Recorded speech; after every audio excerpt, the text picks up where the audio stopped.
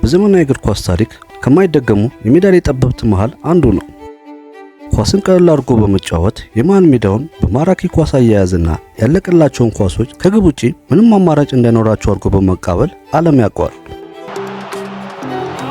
በዚህ ቪዲዮ ስለ ሜሱት ኦዚል የህይወት ታሪክ፣ የሜዳ ላይ ገድሎቹና ከብሔራዊ ቡድኑ ጋር ተያይዞ የደረሰበትን ክህደት አያይዘን ቆይታችንን እንጀምራለን።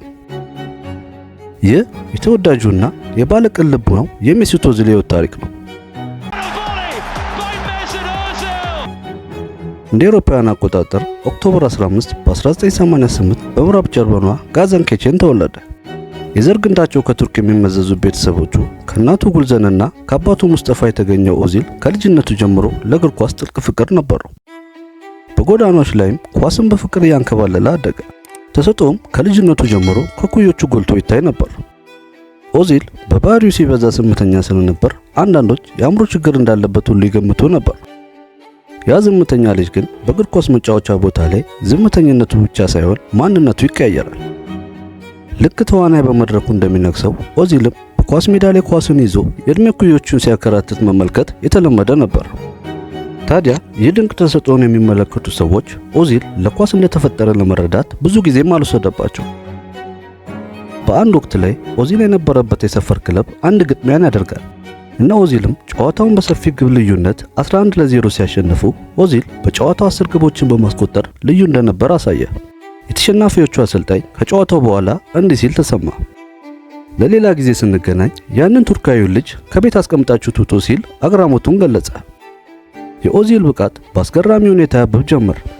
ገና በለጋዎቹ ዕድሜ በተለያዩ አካዳሚዎች ውስጥ ባሳየው ድንቅ ብቃት ብዙዎችን ማስደመሙ አልቀረም። ያጨዋወት ብልሃቱ፣ ፈጣን የኳስ ቁጥጥሩና ለቡድኑ አጋሮች ኳስን አመቻችቶ የማቀበል ችሎታ ኦዚልን ልዩ አድርገው ነበር። ብዙም ሳይቆይ የጀርመን ቡንደስሊጋ ክለቦች አይናቸውን ጣሉበት። እንደ አውሮፓውያን አቆጣጠር 2005 ለሻልክ 04 ወጣት ቡድን በመጫወት ብቃቱንና ስሙን መገንባት ጀመረ። በመቀጠልም በዋናው ቡድን በመጫወት ኦዚል ታላቅ እንደሆነ አሳየ። በቆይታው ድንቅ ቢሆንም ብቻውን ግን ምንም መፍጠር አልቻለም። በመቀጠልም እንደ አውሮፓውያን አቆጣጠር ጃንዋሪ 31 2008 የጀርመኑን ወንደር ብሬመንን በ$5 ሚሊዮን የ3 ዓመት ኮንትራት በመዘዋወር የኦዚል ኮከብነት ጉዞን ጀመረ። በብሬመን ቆይታው የጀርመን ዋንጫን በማሳካት የመጀመሪያው ትልቅ ዋንጫውን አነሳ። በክለብ ቆይታውና ለሀገሩ ጀርመን በሚያሳየው ድንቅ ብቃት በርካታ ኃያላን ክለቦች እሱን የግላቸውን ለማድረግ ተፍ ማለት ጀመሩ። ከነዚህም መሃል በወቅቱ ገናና የነበረው የሰር አሌክስ ፈርጉሰን ማንቸስተር ዩናይትድ፣ አርሰናል እና ባርሴሎና የተጫዋቹ ፈላጊዎች ነበሩ። ነገር ግን ምን ዋጋ አለው? አንዳቸውም ከዋክብቶችን በመሰብሰብ ከማይጠግበው የስፔኑ ሪያል ማድሪድ ሊያስጥሉት አልቻሉም። እንደ አውሮፓውያን አቆጣጠር 2010 ኦዚል በትልቅ ክለብ የመጫወት ህልሙ እውን ሆነ። በዓለም ላይ ካሉ ታላላቅ ክለቦች አንዱ የሆነው ሪያል ማድሪድ በ$15 ሚሊዮን ተቀላቀለ። ኦዚልም እንዲህ ሲል ተሰማ። እንዲህ አይነት እድል ሲመጣልህ ምንም ማመንታት አትችልም። ምክንያቱም ሪያል ማድሪድ ትልቅ ክለብ ነው፣ በርካታ ታሪክና ስኬቶች አሉት፣ እንዲሁም የዓለም እንቁ የሆኑ ተጫዋቾች ጋር አብረህ ትጫወታለህ ሲል በወቅቱ የነበረውን ደስታ ገልጸዋል።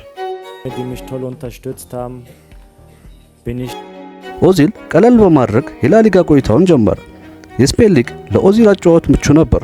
ብዙም ዱላና ትግል ስለማይበዛበት ኦዚል በመሃል ሜዳ ላይ ለዓለም ድንቅ ብቃቱን ማሳየት ቀጠለ። የኦዚል አጨዋወት ስታይል ለየት ያለ ነበር። ከፍተኛ በራስ መተማመን፣ ኳስን በጉልበት ሳይሆን በጭንቅላት መጫወት መቻሉ ለየት ያደርገው ነበር። በወቅቱ የነበሩት የሪያል ማድሪድ አሰልጣኝ ጆዜ ሞሪኖ በኦዚል ብቃት ቢተማመኑም በልፍስፍስነቱና ወደ ኋላ ያለመመለስ ችግሩ ምክንያት በጣም እንደሚበሳጩበት በተለያዩ አጋጣሚዎች ይናገራሉ። የኦዚል ምርጥም መጥፎ መሆን በቡድኑ ላይ በግልጽ ይታይ ነበር። ኦዚል መሃል ሜዳው ላይ ነፃ ሆኖ መጫወት የሚፈልግ ተጫዋች ነው። በዚህም ምክንያት በተለያዩ ቦታ ላይ የሚጫወቱ ተጫዋቾች ኦዚል ወዳለበት ቦታ በመጠጋት እሱ ላይ የሚፈጠረውን ጫና ይቀንሱለታል። ምክንያቱም እሱ ነፃ ከሆነ በተረጋጋ ሁኔታ አስማት የሚመስሉ አሲስቶችን በቀላሉ ለአጥቂዎች ማድረስ የኦዚል መገለጫው ነበር።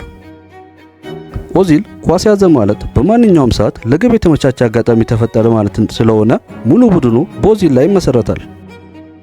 በመጀመሪያ ዓመት ቆይታው በ2010 እና 11 የውድድር ዓመት ኦዚል ለሊጉ አዲስ ቢሆንም በሚደንቅ ብቃት 25 ኳሶችን አመቻችቶ በማቀበል ከላሊጋውና ከጠቅላላ አውሮፓ ክለቦች አንደኛ በመሆን አጠናቀቀ። ኦዚልም በሪያል ማድሪድ ቆይታው በጣም ደስተኛ በመሆን እግር ኳስ ማቆም የሚፈልገው በማድሪድ ነው ሲል ተናገረ።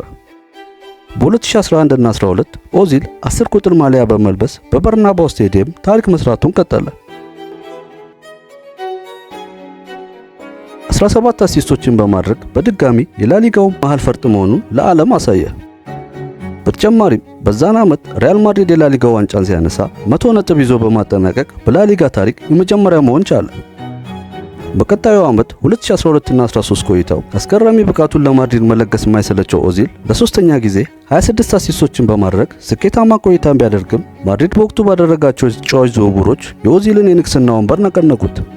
ጋሪዝ ቤልና ቦርዲች ክለቡን መቀላቀል እንዲሁም የቻምፒየንስ ሊግ ዋንጫ ማጣትና የአሰልጣኝ አንቸሎቲ የታክቲክ ለውጥ ምክንያት ሳይፈልገው ከማድሪድ ተገፋ። ከማድሪድ ውጭ ወደ ውጭ ያለው ምትሃተኛ በሎስ ብላንኮቹ አለቃና የክለቡ መገፋቱን አልሸሸገም። በወቅቱ አርሰናልን የሚዘውሩት አርሰን ቬንገር ኦዚልን በስልክ አስመጠው ወደ አርሰናል በ2013 በ50 ሚሊዮን ዶላር በ4 ዓመት ኮንትራት ተቀላቀለ። በወቅቱ የዚህን ያህል ገንዘብ አርሰናሉ ለተጫዋች አውጥቶ አያውቅም። የትኛውም ጀርመናዊ ተጫዋችም በዚህ ደረጃ ተሽጦ አያውቅም ነበር። ኦዚልም ከማድሪድ መለያየት ጋር ተያይዞ ሐሳቡን ሲገልጽ እኔ ይህ የሚፈጠር አልመሰለኝም ነበር፣ አሰልጣኙና የክለቡ ቦርድ አመራሮች ዕጣ ፈንታዬን ወስነውታል ሲል ሮሮ አቀረበ። አርሰን ቬንገር ጋር በስልክ ስናወራ ቬንገር እንደ ትልቅ ተጫዋች በክብር ነበር ያወሩኝ፣ እኔም የምፈልገው ይህን ብቻ ነው ሲል ተደመጠ። በኦዚል መልቀቅ የማድሪድ ደጋፊዎችና ተጫዋቾች ቅሬታቸውን ገለጹ። ሮናልዶ እንዲህ ሲል ቅሬታውን አሰምቶ ነበር። ኦዚል በጣም ምርጡ ተጫዋች ነው፣ የኔን የጎል ውስጥ እንቅስቃሴ የሚያውቅ ብቸኛ ተጫዋች ነው ሲል ገለጸ። የአርሰናል ደጋፊዎች በደስታ ተቀበሉት። አደባባይ ላይ በጭፈራ ደስታቸውንም ገለጹ። አንዳንዶችም እንዲህ ሲሉ ተደመጡ። አሁን ኦዚል ከኛ ጋር ነው፣ የትኛውም የአውሮፓ ክለብን ማሸነፍ እንችላለን ብለው በወጣቱ ጀርመናዊ ኮከብ ያላቸውን ተስፋ ገለጹ።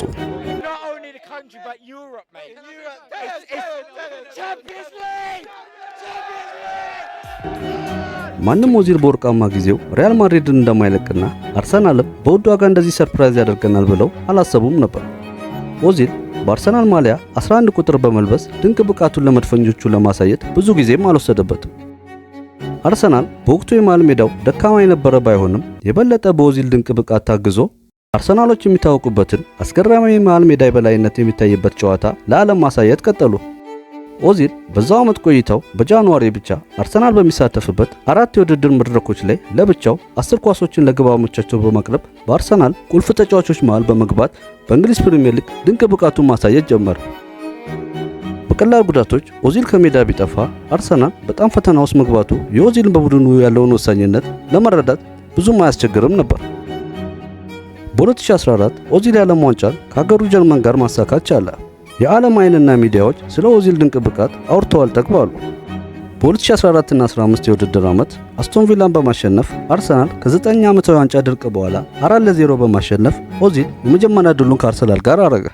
በዛው ዓመት ቆይታው 5 ጎሎችንና 9 ኳሶችን አመቻችቶ ለግብ በማቀበል አጠናቀቀ። በ2015 የፕሪሚየር ሊጉ አሸናፊ ቼልሲን በማሸነፍ የኮሚኒቲ ሺልድ ዋንጫን ከአርሰናል ጋር አሳካ። በ2015 እና 16 ኦዚል በሪያን ጊግስ ተይዞ የነበረው ተከታታይ ጨዋታዎች ላይ ለግብ አመቻችቶ የመስጠት በ7 ጨዋታዎች በማሳካት የፕሪሚየር ሊጉን ሪከርድ ያዘ። በመቀጠልም በቴሪ ሄንሪ ተይዞ የነበረው በአንድ የውድድር ዓመት ላይ ከ20 ኳሶችን ለግብ አመቻችቶ በመስጠት የፕሪሚየር ሊጉን ሪከርድ ሰበረ። በውድድሩ ዓመትም የፕሪሚየር ሊጉ ከፍተኛ አሲስት አስመዘገበ። አርሰን ቬንገር የኦዚልን ብቃት ከልብ ተመልክተው ሁሌም ባገኙት አጋጣሚ ለሱ መልካም ነገር ይናገሩ ነበር።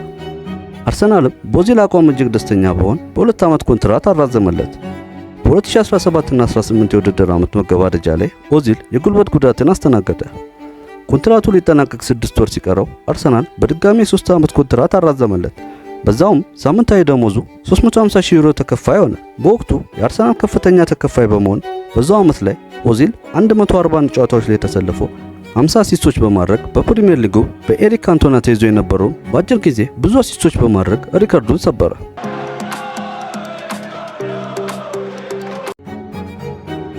በጊዜው የዊልሼር ከአርሰናል መልቀቅ ጋር ተያይዞ ኦዚል 10 ቁጥር ማሊያ ለበሰ። በ2018 እና 19 ቆይታው የአርሰናል ተጠባባቂ አምበሎች መሃል አንዱ ሆነ። በኦክቶበር 22 አምበል ሆኖ በተሰለፈበት ጨዋታ ላይ አርሰናል 1-0 ሲመራ ቆይቶ 3-1 ባሸነፈበት ጨዋታ ላይ ኦዚል የመጀመሪያውን ጎልና 2 አሲስቶችን በማድረግ የአርሰናል ደጋፊዎች የማይረሷቸው ጨዋታዎች መሃል ዋነኞች ውስጥ ይጠቀሳል። በ2019-20 ሌላ ኤፍኤ ካፕ ዋንጫን አሳካ። ኦዚልና የፈተና ጊዜያት ፊት ለፊት መጋፈጥ ጀመሩ። በተደጋጋሚ ጉዳቶችን በማስተናገድ ብዙ ጨዋታዎች እንዳይሰለፉ መገደድ ጀመረ። በቆይታውም አነስተኛ ስታቲስቲክስ በማስመዝገብ 6 ጎልና 4 አሲስት በመያዝ የውድድር ዓመቱን አጠናቀቀ። በ2020 እና 21 ኦዚል በተደጋጋሚ ጉዳቶች ቡድኑ በሚፈልገው ልክ ባለመገኘቱ ከመጀመሪያው 25 የቡድን ዝርዝር ውስጥ በኡናይ ኤምሬ ቡድን ውስጥ ሳይካተት ቀረ። ኦዚልም በትዊተር ገጹ በጣም እንዳዘነ አስነበበ። አሰልጣኝ ሚካኤል አርቴታ ከመጣ በኋላ ትንሽ እድል ሊሰጠው ቢሞክርም ነገር ግን ነገሮች አሪፍ አልሆኑም። በጃንዋሪ 27 2001 ኦዚል ከመድፈኞቹ ቤትና ከአርሰናል ደጋፊዎች ጋር በይፋ ተለያየ። በነፃ ዝውውር ወደ ቱርኩ ፌነርባቼ ተዘዋወረ። ኦዚልም ከልጅነት ጀምሮ የሚመኘው ክለብ ነው ሲል አገባቡን አሳመረ። በፌነርባቼ አጭር ቆይታ በማድረግ ወደ ኢስታንቡሉ በአሳካር በመሄድ ትንሽ ቆይታን ካደረገ በኋላ ማርች 22 2023 በ34 ዓመቱ ጫማን ሰቀለ።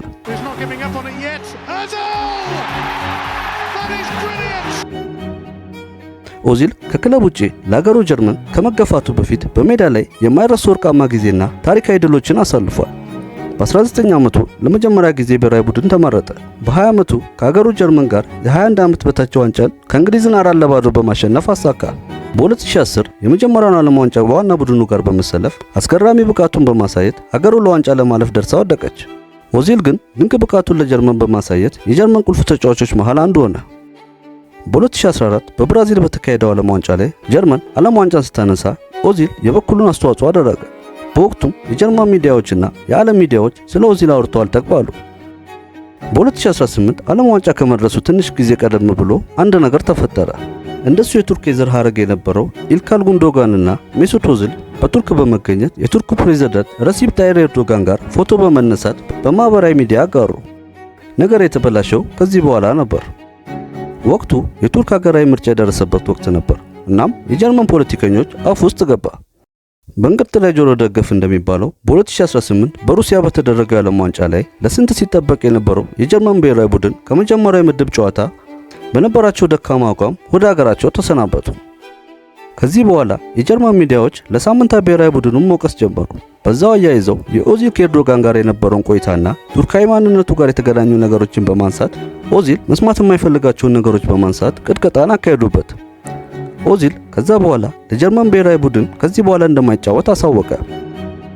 ከጥቂት ጊዜያት በኋላ በትዊተር ገጹ ላይ የዓለምን ልብ የነካበትና በእግር ኳስ ላይ ፖለቲካ ሲገባ ምን ያህል አስቀያሚና ቅስም ሰባሪ እንደሆነ እንዲህ ሲል ገለጸ። በምናሸንፍበት ወቅት ጀርመናዊ እሆናለሁ፣ ስንሸነፍ ደግሞ በስደት የመጣ ቱርካዊ እሆናለሁ ሲል ከባድ ሐዘኑን በአጭሩ አስቀመጠ። ኦዚል ለትውልድ ሀገሩ ጀርመን ከ100 በላይ ጨዋታዎች ላይ ተሰልፎ 23 ጎሎችንና 40 ለግብ የሚሆኑ ኳሶችን በማቃበል ለሀገሩ ጀርመን የሚችለውን ሁሉ ሲያደርግ ነበር። ኦዚል ከሜዳ ውጪ በጣም የተረጋጋ መልካም ማንነትና ቅልብ ያለው ሲሆን በተለያዩ በጎ አድራጎት በስፋት ይታወቃል።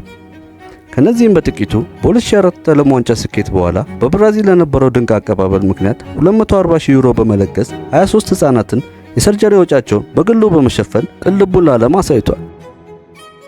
በ2019 በደማቅ ሰርግ ኤርዶጋን ሁሉ በተገኘበት የቀድሞ ሚስት ቱርክ የሆነችውን ኤሚሊ ጉርስ የተባለች የልጆቹን እናት ሲያገባ 1000 ለሚሆኑ ቱርካዊ ሕፃናት ሙሉ የሰርጀሪ ወጪያቸውን መሸፈኑ ይታወቃል። በተጨማሪም ኦዚል በእስልምና እምነቱ ላይ ጠንካራ የሚባል ሲሆን ጨዋታ ከመጀመሩ በፊት የሚያደርገው ዱዓ በእምነቱ ላይ ያለውን አቋም የሚያሳይ ተደርጎ ይነገርለታል። በተጨማሪም ድምፅ ላጡ ሙስሊሞች በማህበራዊ ሚዲያዎች ላይ የሚያስተላልፋቸው መልእክቶች በስፋት ይታወቃል።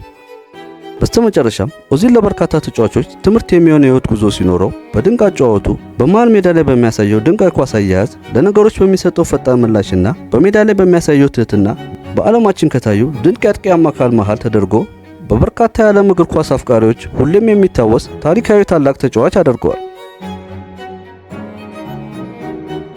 በቆይታችሁ ዘና እንዳላችሁ ተስፋ ያደረግን። በሌሎች ስራዎች እስክንገናኝ ከዋክብቶቹን ሰብስክራይብ እና የደውሏን ምልክት በመጫን ቤተሰብ ሆኖ አሪፍ ቆይታን አሳልፉ። እንዲሁም የህይወት ታሪካቸውን እንዲሰራላችሁ የምትፈልጓቸውን ተጫዋቾች ይጻፉልን፣ እናነባዋለን። መልካም ቆይታ።